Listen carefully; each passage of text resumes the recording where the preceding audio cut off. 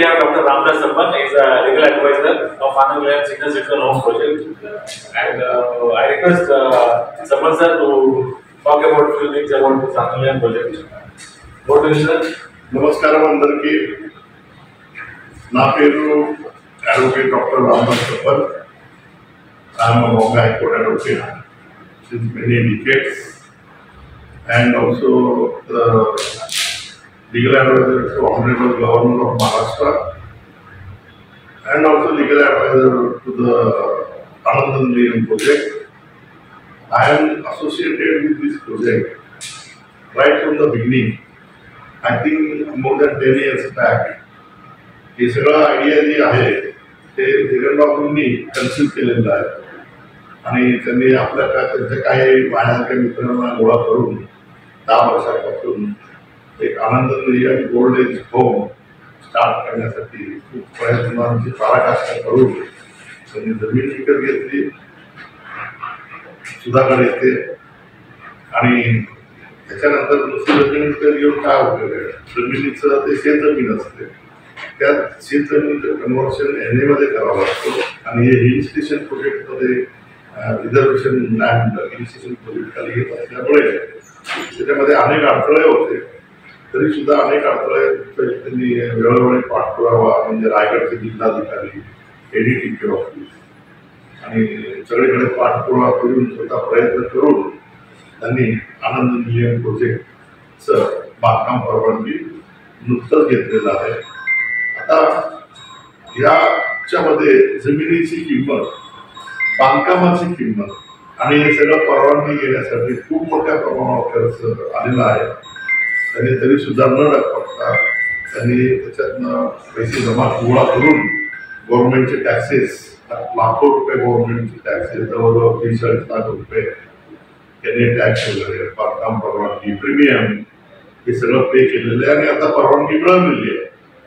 आता आपल्याला फक्त त्यांचं सध्या आनंद विलायतच्या प्रोजेक्टमध्ये आता प्रत्यक्ष बांधकामात सुरुवात करावायची आहे. म्हणजे काय, प्रत्यक्ष बांधकाम करायचं तर त्याच्यावर खर्च येतो म्हणजे सिमेंट, स्टील, लेबर आणि बाकी अम्युनिटीज द्यायला खूप मोठ्या प्रमाणात खर्च येणार आहे. त्याचा खर्च त्याचा टोटल एरिया जवळजवळ त्यांनी सांगितल्यानंतर 70,000 स्क्वेअर फूटच्या आसपास ते बांधकाम परवानगी मिळालेली आहे. तर त्या 70,000 स्क्वेअर फूट बांधकामाचं प्रत्येक फुटाला जवळजवळ 2,500 रुपये पर स्क्वेअर फूट हे बांधकामाचं खर्च म्हणजे सिमेंट, लोखंड, लेबर चार्जेस आणि बाकीचं खर्च अम्युनिटीजचं खर्च येणार आहे. त्यामुळे आता नुसती ते प्रोजेक्ट हे सामाजिक प्रोजेक्ट आहे. ते जगनबाबूंचं एका वैयक्तिक खाजगी प्रोजेक्ट नाही. हे प्रोजेक्ट आहे ते समाजाच्या हितासाठी एक ट्रस्टी म्हणून ते काम करत आहे. तर आपल्या समाजातील तेलुगू भाषिक असो किंवा कोणी असो हे ओल्ड एज होम प्रोजेक्ट आहे. त्याच्याला बांधकाम झाल्यावर खर्च पण येणार आहे, जेवण वगैरे सगळं व्यवस्था करावी लागणार आहे. त्यामुळे समाजातील अनेक दानशूर व्यक्तींनी त्यांच्या परीने प्रत्येक स्क्वेअर फुटामागे 1 फूट, 2 फूट, 5 फूट, 10 फूट, 100 फूट याच्यासाठी त्यांनी देणगी संस्थेच्या नावाने चेकने द्यायला हवं. नाहीतर या प्रोजेक्टमध्ये सगळ्या समाजातील दानशूर आणि जे पॉवरफुल लोक आहेत, जे फायनान्शियली रिच लोक आहेत किंवा मध्यमवर्गीय आहेत, त्यांनी किमान 2,500 पासून एका फुटामागे या संस्थेला चेकने ऑनलाईन किंवा चेकने देणगी दिल्यास हे आता बांधकाम लवकर आपल्याला सुरू करता येणार आहे. आणि त्याचप्रमाणे 70,000 फूट गुणिले 2 जवळजवळ 14 कोटी रुपये उभे करायचे. करेक्ट ना? 2,500 नुसार जवळजवळ 15 कोटीच्या वर खर्च येणार आहे. पर स्क्वेअर फूट 10 फूट वगैरे मी बोलल्यानुसार. त्याचप्रमाणे मी जगनबाबूंना हे सजेस्ट केलं की आमदार असतील, खासदार असतील लोक त्यांना या प्रोजेक्टची माहिती दिली. त्यांच्याकडनं पण मोठ्या प्रमाणावर अनेक आमदार खासदारांना भेटले, मंत्र्यांना भेटले. त्यांच्याकडनं आपण देणगी गोळा करायला पाहिजे या प्रोजेक्टच्या बांधकामासाठी. प्लस महाराष्ट्र सरकार आणि केंद्र सरकारचे पण काही योजना ओल्ड एज होमसाठी बिल्डिंग ग्रँट्स असतात, पण पूर्ण 100% मिळत नाही. त्याच्यातलं काही टक्के 50%, कधी कधी 25%च मिळतं. त्यामुळे बाकी काही गव्हर्नमेंटला घेऊ आपण, पण आपल्या लोकांमध्येच मी सुरुवातीपासून या प्रोजेक्टवर मी काहीतरी 10 वर्षापूर्वी काहीतरी 1 लाख देणगी दिली होती. म्हणजे ते काय म्हणजे 1 लाख तेव्हा दिलं होतं मी या जमीन घेताना ओल्ड एज होम. त्याच्यानंतर मी विचार नाही केले, परंतु आज ते एवढं फिरून मूर्त स्वरूपात म्हणजे त्याने सुद्धा स्वतः देणगी दिलेली आहे, जगन बापूंनी दिलेली आहे, मी दिलेली आहे, आणि गुप्ताजी आहे, आमचे लोक या गिरीश कुमार, मकरंद नायकर, असे अनेक 20-25 लोकांनी त्यावेळी 1-1 लाख रुपये दिल्यामुळे जमीन घेता आली आणि आता हे मूर्त स्वरूपात येत आहे. त्यामुळे सगळ्यांनी आपल्या पद्धतीने फायनान्शियल याला मदत करून म्हणजे बिल्डिंग रेडी होईल, सगळ्यांना राहता येईल. एक पिकनिक स्पॉट पण आहे, प्रत्येकाला राहता पण येईल. ओल्ड एज लोक म्हातारे पण राहतील.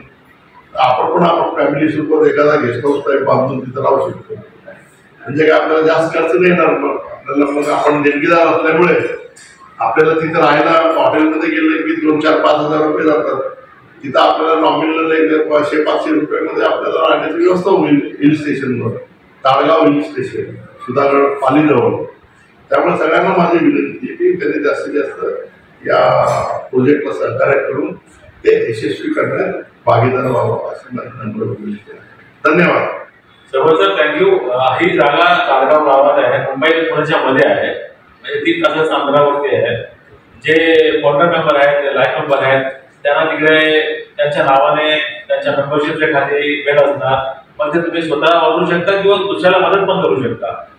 आणि शासनाचा पण आपण हेल्प घेऊ. आणि हे सर्व प्रोजेक्ट आता लोकसहभाग झाला पाहिजे. सुरुवातीला 100 लोकांनी आपल्याला मदत केली, काही लोकांनी 5,000, 10,000, काही लोकांनी 25,000, काही लोकांनी 1-1 लाख रुपये दिली. या प्रोजेक्टचे चेअरमॅन A.V. गुप्ता सर आहेत, गिरीश कुमार सर आहेत, कर्मजा कृष्णमोहन, तिरुपती तल्ला आणि रोशय्या आणि दीपक गाजू सर, असे बरेच प्रमुख मंडळी आहेत. आमच्या फॅमिली पेशंट मेंबर आहेत. आता जागा झाली, परवानगी आली, आता आपल्याला बांधकाम सुरू करायचं. प्रत्येकाने एक तरी फूट मिनिमम बोलला पाहिजे की माझ्या नावाचा एक वेगळे फूटचा जागा आम्ही बांधायला त्याची मदत केली, असं प्रत्येकाने केला तर महत्वाचं आहे. आणि प्रत्येकांचा सहभाग आला पाहिजे. आणि यामुळे आपला एक ग्रीनफील्ड प्रोजेक्ट आहे, हे चांगला प्लेस आहे. सर्वांनी या. आणि याच्या पुढचे 2026 मध्ये आपल्याला शंकुस्थापना करायची आहे, म्हणजे भूमिपूजन करून बिल्डिंगचं उद्घाटन करायचं आहे. टोटल या प्रोजेक्टमध्ये कमीत कमी 9 छोटे बिल्डिंग्स येतील. ग्राउंड+1, ग्राउंड+2 असा. स्किल डेव्हलपमेंट आहे, स्किल हेल्थकेअर आहे, बरंच काय आहे. या प्रोजेक्टचा आर्किटेक्ट आणि गुप्ता सर यांच्या मार्गदर्शनाखाली झाली आहे. आणि कलेक्टर साहेबांचा परवानगीसाठी आम्ही चंद्रकांत गुडेवार साहेब हे सुद्धा मदत करत आहेत. आणि सर्वांनी मदत केलं आहे. हा एकटा जगनबाबूचा प्रोजेक्ट नाही आता, हे सर्वांचा आहे. पण हा मी धावपळ केलाय. लोकांना असं वाटतं की बाबा याचा नाही, माझं पर्सनल काय नाही. जागा पण संस्थेच्या नावाने आहे, सेपरेट सातबारा आहे. आता सर्वांनी एकदम खुशालीने पुढे या आणि सर्वांनी सहभाग करा. हा प्रोजेक्ट आपल्या समाजाचा आहे. याच्यात तेलुगू आहेत, मराठी पण आहेत, बाकीचे लोक पण आहेत, आणि सर्वांना घेऊन आपल्याला जायचं आहे. या प्रोजेक्टसाठी आमच्या ठाण्याचा आमदार निरंजन गावकरे साहेबांनी मदत केली भरपूर. सर्व अधिकाऱ्यांना पण फोन केला म्हणून हे काम झालं. म्हणजे कमीत कमी खर्चाने आपण हे प्रोजेक्ट करतोय. आणि आता पुढचा आहे बांधकामाचा. सरपंच म्हणाले, सरपंचाचा मोठा याच्यात हात आहे. आम्हाला बरेच लिगल प्रॉब्लेम झाले होते. काही आमदार लोकांनी आम्हाला त्रास दिला, पण त्यांना पण आम्ही लिगल माध्यमातून हायकोर्टच्या ऑर्डरने त्याचा आम्ही साईडला करून घेतला. आता ती प्रोजेक्ट एकदम क्लिअर आहे, ग्रीनफील्ड आहे. आणि तिकडच्या आसपासचे गावाला सुद्धा आपल्याला खूप मदत करतात, कारण त्यांना आपण लिगली खूप मदत केली आहे सरपंचांच्या नेतृत्वाच्या खाली. म्हणजे आता गावात सुद्धा आपण रोजगार आपण निर्मिती करू शकतो, स्किल डेव्हलपमेंट करू शकतो. जे रिटायर झाले ते तुम्ही तिकडे या, 10 दिवस राहा, 5 दिवस राहा, आसपासच्या गावात तुम्ही डेव्हलपमेंट करा. फॅमिली टूर सारखे.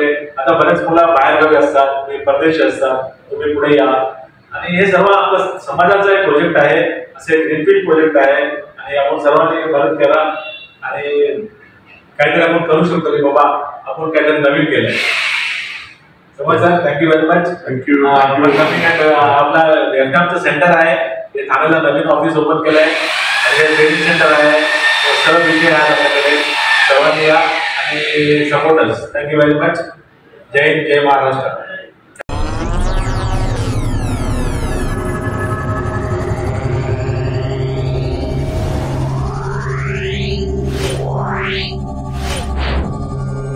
Yeah.